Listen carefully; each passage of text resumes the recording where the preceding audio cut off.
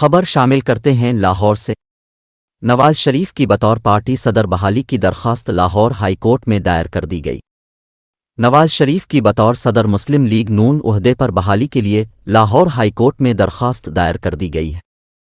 مقامی وکیل آفاق ایڈوکیٹ کی جانب سے دائر درخواست میں موقف اختیار کیا گیا ہے کہ 2017 میں نواز شریف کو قومی اسمبلی سے نااہل قرار دیا گیا۔ 2018 میں عدالت نے نواز شریف کو پارٹی صدارت سے ہٹانے کا حکم دیا۔ درخواست میں استدعا کی گئی ہے کہ عدالت نواز شریف کو پارٹی صدارت پر بحال کرنے کا حکم دے۔ دریں اثنا لاہور ہائی کورٹ کے رجسٹرار آفس نے نواز شریف کو بطور صدر مسلم لیگ نون بحالی کی درخواست پر اعتراض عائد کر دیا، جس میں کہا گیا ہے کہ نواز شریف کو سپریم کورٹ نے نااہل کیا ہے، لاہور ہائی کورٹ سماعت نہیں کر سکتی۔ سابق وزیر اعظم نواز شریف کو پارٹی عہدے پر بحال کرنے سے متعلق وکیل آفاق ایڈوکیٹ کی جانب سے دائر درخواست میں عمران خان، شیخ رشید، الیکشن کمیشن، وفاقی حکومت اور وزیر اعظم پاکستان کو فریق بنایا گیا ہے۔